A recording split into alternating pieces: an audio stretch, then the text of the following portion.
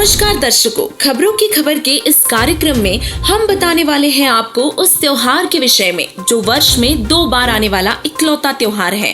ये सुनकर आप जान ही गए होंगे कि हम बात करने वाले हैं चैत्र नवरात्रि के त्योहार की। हर त्योहार के पीछे एक कथा जरूर होती है और ऐसे ही चैत्र नवरात्रि से संबंधित भी कथा है जो हम आज आपके सामने प्रस्तुत करने वाले हैं। और कथा के साथ साथ जिन बिंदुओं पर हम प्रकाश डालने वाले हैं, एक बार आपको उनसे भी रूबरू करवाते हैं। तो आज हम आपको बताएंगे कि चैत्र नवरात्रि का अर्थ क्या है, इस विषय में शास्त्र क्या बताते हैं। क्या चैत्र नवरात्रि पर व्रत करना सही है?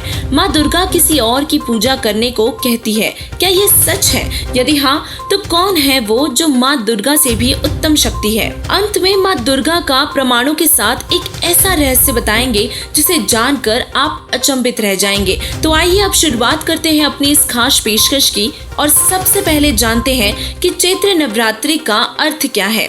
देवी दुर्गा पूजन का पर्व नवरात्रि वर्ष में 2 बार मनाया जाता है। नवरात्रि का अर्थ है नवरात्रि, यानी कि 9 रात्रि तक देवी की पूजा आराधना की जाती है और दुर्गा माँ को प्रसन्न करने के लिए उनके लिए व्रत और उपवास किए जाते हैं, जो कि शास्त्र विरुद्ध साधना है। चैत्र नवरात्रि के पीछे की कथा क्या है? नवरात्रि की यह कथा बहुत ही प्रचलित है जो हमें अक्सर अपने बड़े बुजुर्गों से सुनने को मिल ही जाती है। कथा कुछ इस प्रकार है। एक महिषासुर नाम का व्यक्ति था जिसका आधा शरीर मानव और आधा शरीर महेश यानी कि भैंस का था। महिषासुर ने कई वर्षों तक ब्रह्मा जी की तपस्या की और उसकी तपस्या से प्रसन्न होकर ब्रह्मा जी ने उसे दर्शन दिए और पूछा कि क्या वरदान चाहिए। महिषासुर ने ब्रह्मा जी से कहा कि भगवान, मुझे ऐसा वरदान दो कि तीनों लोकों में किसी भी देवता व मानव द्वारा मेरी मृत्यु न हो। ब्रह्मा जी ने तथास्तु कहकर उसे ये वरदान दे दिया। इस वरदान को पाकर उसे अपने आप पर बहुत घमंड हो गया और उसने सभी देवताओं को प्रताड़ना शुरू कर दिया। उन पर आक्रमण करके उनके क्षेत्रों पर राज करने लगा। हाहाकार मच गई। सभी देवता परेशान होकर त्रिदेव से मुलाकात करते हैं और सभा में महिषासुर को नष्ट करने के बारे में चर्चा करते हैं। तब त्रिदेव यानी कि ब्रह्मा जी, विष्णु जी और शिव जी ने देवी दुर्गा को याद किया। दुर्गा माँ प्रकट हुई और तब सभी देवताओं ने अपने अस्त्र शस्त्र देवी दुर्गा को समर्पित कर उनसे महिषासुर को खत्म करने की प्रार्थना की। तब देवी दुर्गा महिषासुर के पास जाती है और महिषासुर उनके सामने विवाह का प्रस्ताव रखता है। देवी कहती है कि यदि तुम मुझे युद्ध में हरा दो तो मैं तुमसे विवाह करूंगी।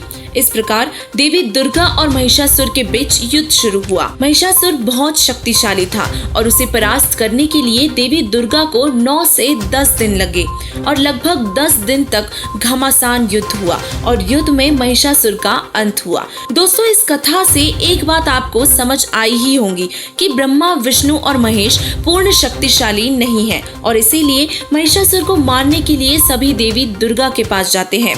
दोस्तों, हिंदू धर्म में 3 देवों को भगवान का दर्जा दिया जाता है, जबकि सत्य ये है कि ये केवल 3 लोकों के भगवान हैं। इनसे शक्तिशाली माँ दुर्गा जी है और दुर्गा जी से शक्तिशाली ब्रह्म है, फिर परब्रह्म आता है और अंत में पूर्ण ब्रह्म आता है जो संपूर्ण सृष्टि का मालिक है। अब आपको बताते हैं कि नवरात्रि कैसे मनाई जाती है। नवरात्रि की शुरुआत देवी दुर्गा की आराधना से की जाती है। उपवास रखा जाता है और उपवास में खाया जाने वाला अन्न बहुत ही साधारण होता है। व्रत के दौरान अधिकतर फल ही खाए जाते हैं। यह लगातार 9 दिन तक चलता है। नवमी वाले दिन सुबह जल्दी उठकर पूजा की जाती है और छोटी छोटी कन्याओं को घर बुलाया जाता है और उन्हें देवी स्वरूप मानकर उनके पैर धोकर उनकी पूजा की जाती है। उन्हें भोग लगाया जाता है और उनसे आशीर्वाद लिया जाता है। उन्हें खुश करके ही घर भेजा जाता है। हिंदू धर्म के मुख्य ग्रंथ हैं चारों वेद व श्रीमद् भगवत गीता। यदि इन शास्त्रों में देखा जाए तो कहीं पर भी देवी दुर्गा की पूजा के विषय में नहीं लिखा गया। वेद भगवान का संविधान है और संविधान सबको माननीय होता है और जो संविधान के खिलाफ जाता है उसे परमेश्वर के दरबार में भुगतना पड़ता है। और इसी प्रकार चारों वेदों व श्रीमद् भगवत गीता जी, जो कि चारों वेदों का ही सार है, उनमें कहीं पर भी दुर्गा माँ की पूजा करने का वर्णन नहीं है। केवल एक परमात्मा की पूजा करने को कहा गया है और भगवान के आदेश के खिलाफ जाकर देवी दुर्गा की पूजा करना और एक परमेश्वर की पूजा त्याग देने से भगवान का संविधान टूट जाता है और जीव सजा का हकदार बनता है। श्रीमद् भगवत गीता अध्याय 6 के श्लोक 16 में भगवान अर्जुन को स्पष्ट रूप से कह रहे हैं कि अर्जुन, ये योग यानी कि भक्ति ना तो अधिक खाने वाले की और न बिल्कुल न खाने वाले की, बिल्कुल न खाना यानी उपवास रखने वाले की, न अधिक जागने वाले की और न अधिक सोने वाले की सफल होती है। इससे स्पष्ट होता है कि व्रत उपवास रखना, खाली पेट रहने से भक्ति सफल नहीं हो सकती। शास्त्र अनुसार व्रत रखना गलत है। श्रीमद् देवी महापुराण में देवी जी ने हिमालय राजा को अपनी पूजा करने से मना कर दिया। दुर्गा जी कहती हैं कि ब्रह्म की पूजा करो, उसका ओम नाम है, ब्रह्म को लक्ष्य समझो, जीव को बाण और ओम को धनुष्य मानो। ओम रूपी धनुष्य में जीवात्मा रूपी बाण से ब्रह्म को लक्ष्य करो और उसको पा जाओगे। इससे सिद्ध होता है कि दुर्गा माँ स्वयं किसी और की पूजा करने के लिए कह रही है। परंतु अचरज की बात तो ये है कि ब्रह्म भी अपनी पूजा करने से मना कर देता है।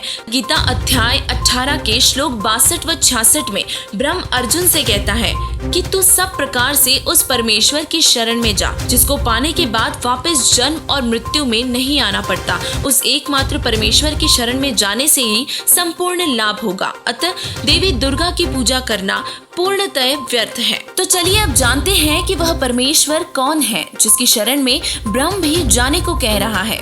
श्रीमद् भगवत गीता अध्याय 15 के श्लोक 16 और 17 में 3 प्रभुओं के विषय में बताया गया है। अक्षर पुरुष अर्थात काल ब्रह्म, अक्षर पुरुष पर ब्रह्म और परम अक्षर पुरुष यानी कि पूर्ण ब्रह्म उत्तम पुरुष। वह उत्तम पुरुष परम अक्षर ब्रह्म है जिसकी शरण में जाने से जीव पुनरावृत्ति में नहीं आता।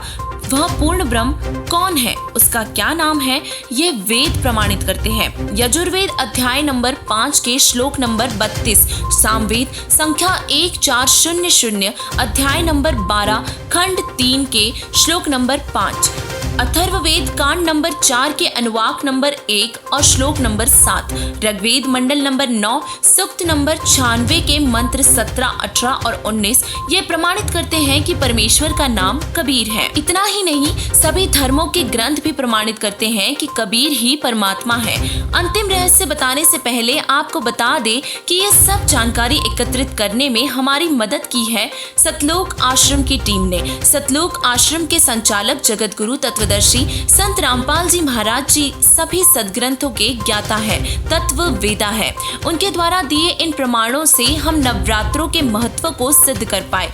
नवरात्रि मनाना कितना जरूरी है या कितना व्यर्थ है, यह हमारे शास्त्रों से ही प्रमाणित हुआ और ये शास्त्र हमें संत रामपाल जी महाराज जी ने खोलकर दिखाए व बताए हैं। उनके ज्ञान को व अन्य महापुरुषों के ज्ञान को समझकर नवरात्रि के विषय में सारी जानकारी हमने आपके समक्ष रख दी है।